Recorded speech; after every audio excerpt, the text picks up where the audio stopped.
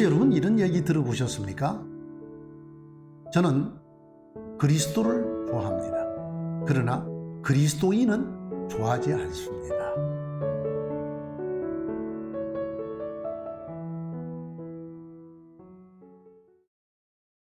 안녕하십니까? 배한숙 목사입니다. AS 처치를 시작하게 되었습니다. 사연이 있습니다. 20대 저에게 신앙을 배웠던 제자들을 지금도 가끔 만납니다. 그 제자들이 저에게 이렇게 질문을 했습니다. 목사님, 아직도 기독교를 얘기하십니까? 그들 중에는 신학을 한 사람도 있고, 또 교회를 열심히 다니고 있는 사람도 있고, 또 아예 교회를 나가지 않는 사람도 있습니다. 그들의 질문이 늘 제 가슴에 남아 있었습니다.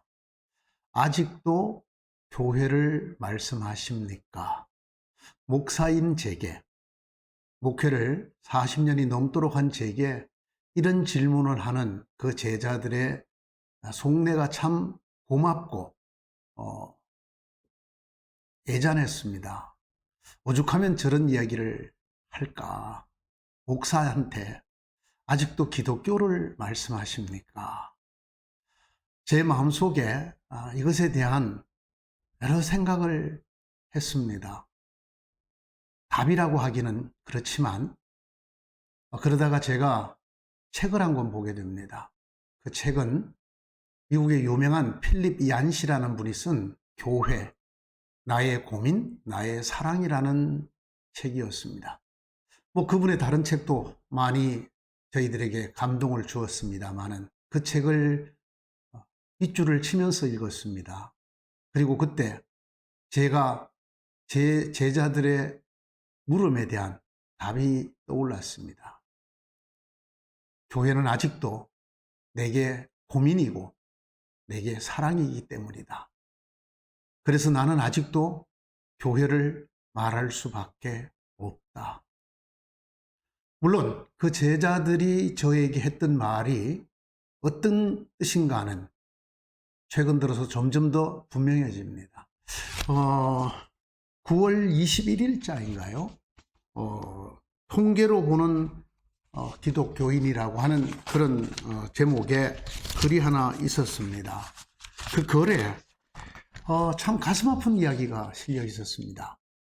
지금 한국의 그리스도인들 중에 교회를 안 나가는 교인, 즉 가나안 교인이라고 말하는 안 나가 교인이 23%가 넘는다고 합니다. 얼추 4분의 1이 교회를 안 나가는 교인이라는 뜻입니다.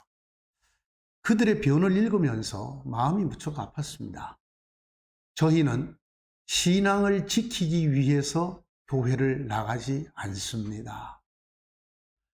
교회를 나가면 신앙을 잃어버리게 되기 때문에 혹은 잘못된 길로 갈까봐 오랜 교회를 다닌 끝에 저희들은 교회를 안 나가기로 했습니다. 얼마 전에 이런 광고가 실렸더라고요. 가나안 성도, 이건 교회를 안 나가는 성도라는 뜻입니다. 가나안의 글자를 거꾸로 읽으면 안 나가가 되기 때문에 가나안 성도 모여라, 이런 제목의 광고문이 있었습니다. 이제 한국 사회를 향해서, 아니 한국 교회를 향해서 교회 안 나가는 교인들 모여라. 이 사람들이 기독교인의 23%를 차지한다. 제가 이 가나안 성도들의 이야기를 처음 접했던 때만 해도 100만 명밖에 되지 않는다고 얘기를 했습니다. 그런데 지금은 200만이 넘는다는 이야기지요. 우리가 대강 한국의 기독교인을 1000만으로 잡았을 때 23%, 즉 230만이 교회를 안 나가는 교인, 믿음을 지키기 위해서 교회를 안 나가는 교인이라는 말이 참 오랫동안 무겁게 지금도 목회를 하고 있는 저에게 다가왔습니다. 그것과 제 제자들의 질문이 오버랩이 됩니다. 그래서 사람들이 왜 교회를 안 나갈까? 아니, 자기들이 사랑한다고 말했던 선생님에게 아직도 교회를 말씀하십니까? 이렇게 말하는 그들의 애정어린 속내가 이런 프로그램을 통해서 드러나기를 바라고 그것에 대한 조금의 답이라도 되기를 바랍니다. 제 제자들만이 아니라 기독교에 대한 이런 애정어린 비판을 갖고 있는 사람들이 저는 가난한 교인들만 아니라 다수가 있다고 생각을 합니다. 그들이 늘 교회에서 듣기만 했습니다. 예배 시간에도 질문을 할 수가 없습니다. 마음속에 어떤 궁금증이 생겨도 믿음 때문에 생긴 궁금증이라 하더라도 그것이 자칫 비판적인 모습으로 비춰질까 봐 질문하기가 쉽지 않은 한국 교회 현실입니다. 제가 일본에 있을 때였습니다. 제가 일본에서 선교사로 한인교회 목회를 했습니다. 그때 제 교인들이 저에게 이런 이야기를 했습니다. 목사님, 설교도 AS가 안 됩니까? 그때 저는 아주 깊은 생각을 하게 되었습니다. 그렇다. 설교가 일방통행이기 때문에 내가 위에서 선포하고 설명하고 말하고 끝내는 것이 통상적인 설교이기 때문에 설교를 들으면서 생기는 저게 무슨 뜻이지? 혹은 지금까지 알던 거와 저거는 다른 게 아닌가? 무슨 이야기지? 하는 생각이 있어도 묻지 못하는 그런 그들의 심정이 느껴졌습니다. 제가 평신도가 아니고 목사였기 때문에 미처 몰랐던 부분이어서 깊은 반성을 했습니다. 그러면서 저희 교회 홈페이지에 설교도 AS 해드립니다. 이런 코너를 만들고 그런 글을 올렸던 적이 있습니다. 제가 AS 교회라고 이름 지은 것은 이런 뜻입니다. 기독교에 대한 비판적인 날선 질문도 좋고요. 또는 기독교를 폄하하거나 기독교를 디스하기 위한 질문도 괜찮습니다. 어떤 질문도 기독교에 대한 질문을 가지고 있다는 것만으로 저는 반갑게 생각을 합니다. 제가 생각하는 사랑의 반대말은 무관심이기 때문입니다. 부정적인 이야기라도 교회에게, 목사에게 할 말이 있다라는 것은 저는 긍정적이라고 생각을 합니다. 제 힘이 닿는 대로 AS 해드리고 싶습니다. 질문하시면 제가 노력을 해서 답을 해드리고 연구를 해서도 안 되면 다른 분들을 제가 모셔서라도 여러분의 궁금증에, 물음에 또는 교회에 대한 애정에 답을 해드리고자 합니다. 여러 곳에서 간디가 했는 말이다, 아니다 이런 이야기가 있습니다만은 그 누가 했느냐의 진위를 떠나서 이 말이 제게도 깊은 울림을 주었습니다. 그리스도는 좋아한다. 그러나 그리스도인은 좋아하지 않는다. 그걸 어떤 사람들은 패러디해서 예수는 좋아한다. 그러나 교회는 싫다. 또는 예수는 좋아한다. 그러나 예수쟁이는 싫다. 이렇게 말하는 사람들도 있었습니다. 여러분 어떻습니까? 이 말의 울림이 크지 않습니까? 거기에 조금 부연이 되어 있었습니다. 그리스도는 좋아한다. 그러나 그리스도인은 좋아하지 않는다. 왜냐하면 그리스도인들은 그리스도 때문에 그리스도인이 된 사람들이지만 그리스도와 전혀 닮지 않았다. 그리고 닮으려고 노력도 하지 않는다. 저는 그 뒷부분이 훨씬 더 가슴에 크게 다가왔습니다. 저를 돌아보게 된 거죠. 주일마다 그리스도를 얘기하고 성경을 얘기하지만 나는 정말 그리스도를 믿는, 그리스도를 닮아가는 닮으려고 하는 적어도 그런 그리스도인인가? 사람들이 볼 때 뭐라 그러겠는가? 목사님이 말씀하시는 예수 그리스도는 참 좋습니다. 그러나 그걸 말씀하시는 목사님은 싫습니다. 라고 하지 않을까? 저를 돌아보게 되었습니다. 좀 오래된 책이지요. 1997년도에 나온 책인데 교회에 가기 싫은 77가지 이유. 교회 가기 싫은 77가지 이유. 유명한 카피라이터였던 이만재 씨가 기독교를 받아들인 다음에 썼던 책이라고 알려져 있는 책입니다. 여기에 정말 77가지의 교회 가기 싫은 이유가 두 묶음으로 나누어져서 소개되고 있습니다. 하나는 교회를 경험했던 젊은이들, 그리고 또 하나는 교회를 경험하지 않은 젊은이들, 이 양 그룹이 다 말하는 교회 가기 싫은 이유, 이 이유들을 나열한 것을 보았습니다. 잘 모르겠습니다. 그 저자분께서 곧 몇 달 뒤에 예수 믿지 않으면 손해보는 77가지 이유라는 책을 또 쓰셨어요. 아마 앞부분의 책이 너무 좀 마음에 짐이 되셨는지 제가 뒷부분 책을 읽으면서는 앞부분처럼 진솔하게 그렇게 무게 있게 다가오지를 않았던 느낌이 있습니다.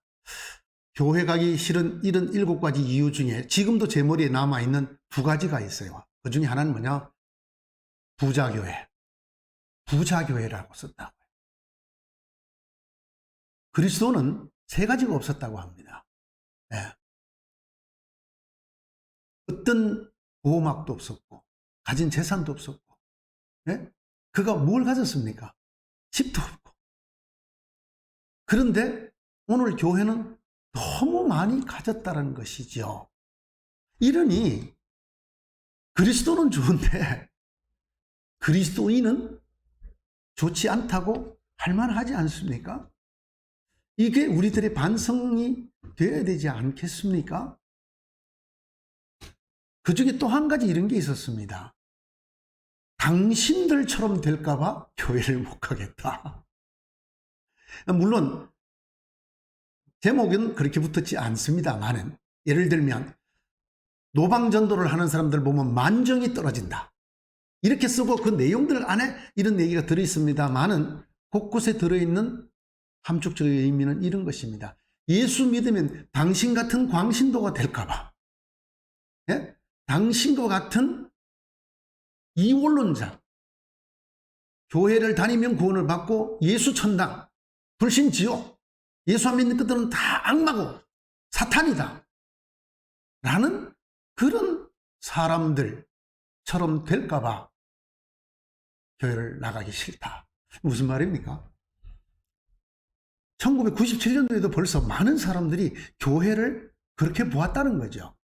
예? 교회의 독당, 교회의 세속적인 모습, 이런 것들을 그때도 벌써 보고 그것이 한 초신자의 눈을 통해서 책으로 되어서 이 땅에 나왔습니다. 그럼에도 불구하고 한국교회는 바뀌지 않았죠. 그 결과가 무엇입니까? 그 결과가 교회 안 나가는 성도들 모여라, 가난한 성도 모여라가 되어진 게 아닐까요? 그리고 그 세월 동안에 제 제자들 마음속에 있었던 저를 향한 안타까운 권면이, 말씀이, 목사님 아직도 기독교를 말씀하십니까? 아직도 교회를 말씀하십니까? 이런 게 아니었을까요? 제가 다른 책을 조금 소개하겠습니다. 역시 제가 읽고 매우 그분의 그 용감함에 큰 감동을 받았던, 나는 이런 책을 이런 제목으로 쓸 수 있을까 하는 생각이 들 정도로 그런 책이 하나 있습니다. 교회에서 가르치는 거짓말, 이런 제목의 책입니다. 여러분, 이 교회에서 가르치는 거짓말, 혹시 번역이 좀 과장됐나 하고 제가 그 책 제목을 영어로 찾아봤어요. 그랬더니 그대로였어요. 교회에서 가르치는 거짓말.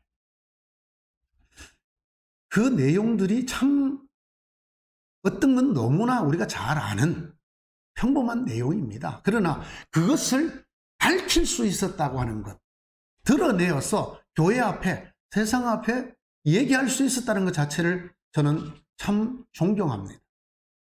교회에서 가르치는 거짓말, 무슨 뜻이죠? 어떤 거짓말이 있느냐보다 더 중요한 게 있습니다. 그게 뭐냐면 교회에서 가르치는 거짓말이라는 이 문장은 흩어지는 교회만큼이나 서로 맞지 않는 단어가 연결되어 있는 것입니다.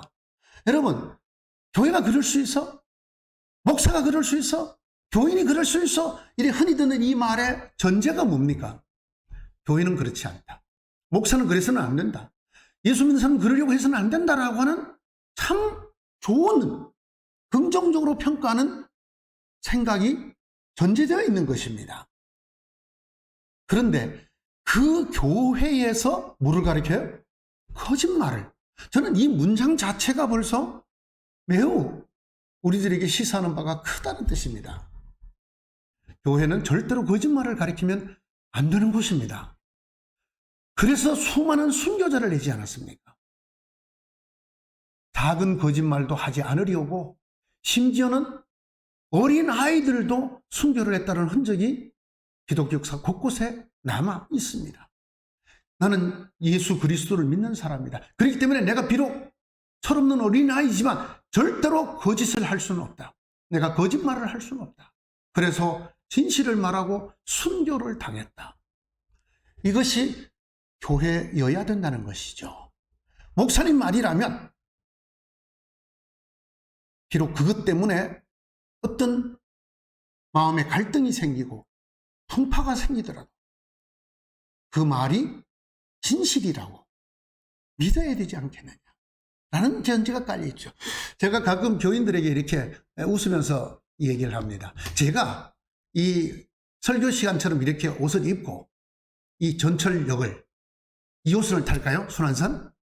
타고 제가 한 바퀴 돌면서 대단히 죄송합니다. 여기 계신 여러분, 저는 자그마한 교회 목사입니다. 저희 교회를 좀 새롭고 또 좀 교회가 여유 있는 교회를 만들기 위해서 여러분에게 감히 제가 헌금을 구하러 나섰습니다.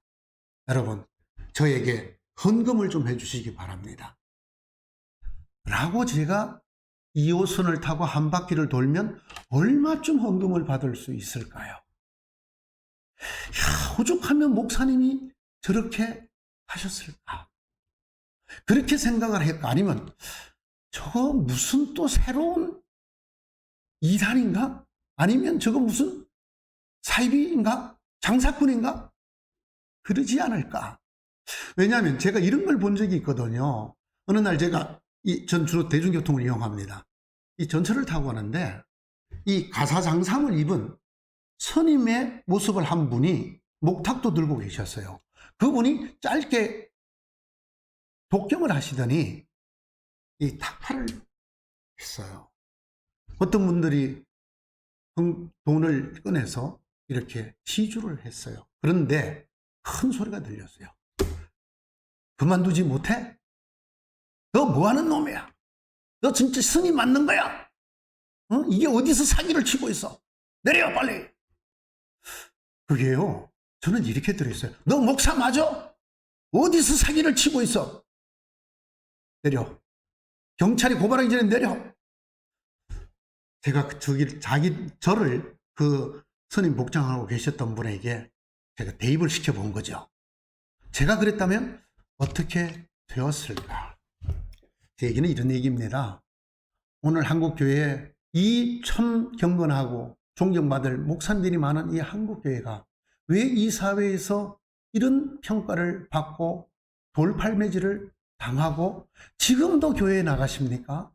목사님 지금 때가 어느 때인데 지금도 예수 얘기합니까? 이런 얘기를 면전에서 들어야 되는 세대가 되었는가? 사람들이 생각해 왔던 교회는 이래야 된다, 이렇다, 이럴 것이다, 이랬으면 좋겠다를 오랜 세월 배반당했다는 것입니다. 그 오랜 세월의 배반이 그들 중에는 교회를 상한 애정을 갖고 있었던 사람들이 있는데 그 애정이 더해져서 더 큰 분노가 됐다고 할까? 질타가 됐다고 할까? 그런 제목이 저는 교회에서 가르치는 거짓말이라는 제목이 된 것이 아닌가 이렇게 생각합니다. 필립 얀시의 그 앞에 책은 교회, 나의 고민, 나의 사랑은 참 매우 온화한 표현이지요.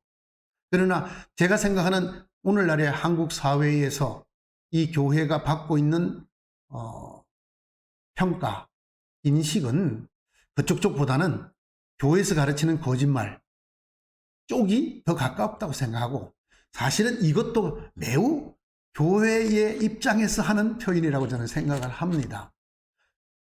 벌써 이런 애정도 다 이렇게 일갈하고 정말 날선 비판을 하던 시기도 지나지 않았을까요?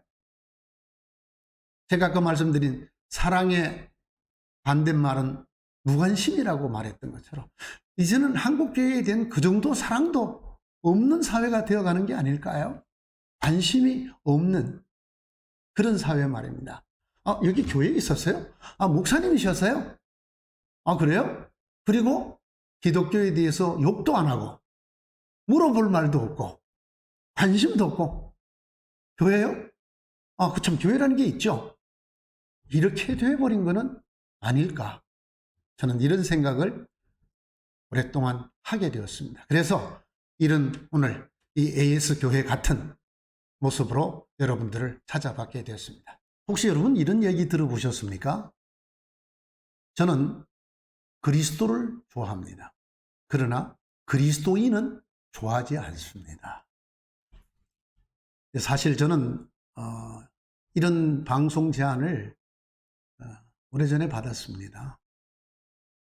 제가 전국적으로 다니면서 강의를 할 때나 또는 이 나라 저 나라를 다니면서 집회를 했을 때나 많은 사람들에게 이런 걸 했으면 좋겠다라는 제안을 많이 받았습니다.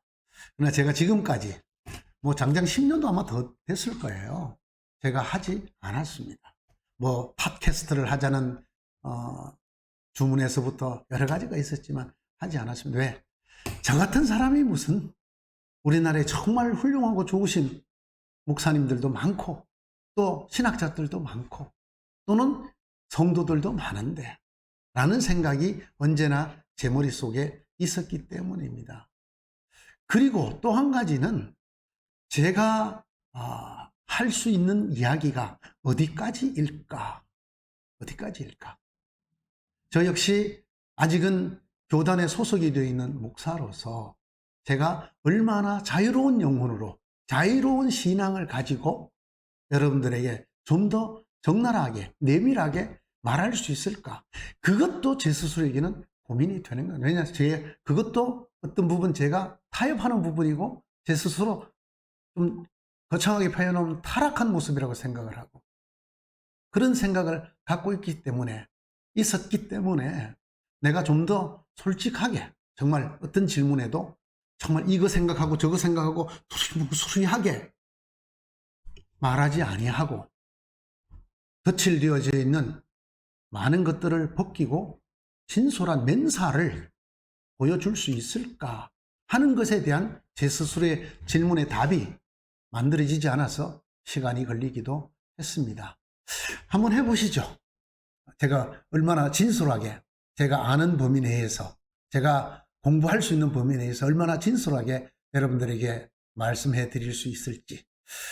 제가 한 번은 어느 교회에서 성경 공부를 인도할 때에 제가 그런 제목을 쓴 적이 있습니다.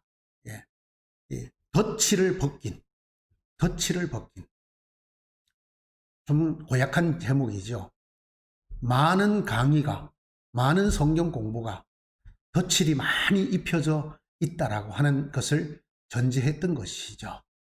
때로는 신앙의 이름으로 또는 기독교 수호의 이름으로 여러 가지 이유로 더러는 그냥 자기 자신은 잘 모르면서 어떤 전체의 흐름에 휘말려서 등등의 여러 가지 이유가 있었겠지만 제가 볼 때는 덧칠된 부분이 상당히 많다는 것을 제가 가끔 공부를 가르치면서 느껴왔었습니다. 그래서 그 부분에 대한 좀 더 아주 진솔하고 맨살 같은 그런 책들, 그런 가르침이 있는가를 많이 찾았습니다. 의외로 제도권 내의 목사님들에게서는 신학자들까지 포함해서 그걸 보기가 어려웠습니다.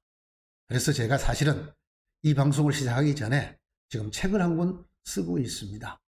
네, 민낯을 보여줄 기독교에서 가장 중요하게 여기는 세 가지 중에 한 가지를 제가 그 덧입혀진 겉옷들을 벗기는 작업을 하고 있습니다. 이제 비로소 용기가 좀 생겼다고 할까요? 비로소 조금 용기를 가졌다고 해야 되겠죠. 그 차에 다시 또 이런 방송을 하자는 제안을 받고 이제 여러분 앞에 설 수 있게 되었습니다. 질문해 주십시오. 물어봐 주십시오. 제가 처음에 말씀드린 것처럼 비판적이어도 좋고 기독교를 디스하는 말도 좋습니다.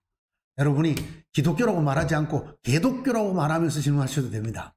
또는 목사라고 말하지 않고 먹사라고 말하면서 질문하셔도 됩니다. 저는 그것도 애정이라고 생각을 합니다. 여러분들이 많이 애정을 가져주시고 질문해 주시면 저도 여러분들과 교회와 기독교에 대한 애정을 가지고 진솔하게 답을 해 나가 보겠습니다. 감사합니다.